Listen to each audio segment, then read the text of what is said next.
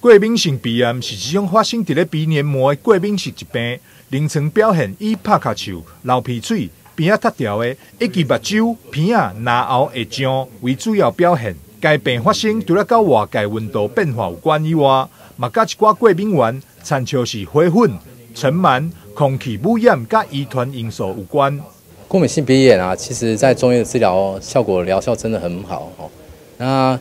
有一些患者啊，他有那种打喷嚏啊、鼻痒、鼻塞啊、流清涕啊等等哦，经过中医的调理哦，增强免疫力，然后再根据他的一些体质做一些调整哦，真的会改善他很多日常生活的一些不便哦。然后如果说民众有机会的话，可以来中医这边调理看看。除了药物处理，中医阁会当使用针灸治疗，也则是按摩穴位等方式来保养调理。另外，患者阁要尽量避免接触过敏源，饮食莫食咸的、甜的、烘的、冷的，并保持规律的生活习惯，减少过敏性鼻炎再次报道。台南新闻张硕维采访报道。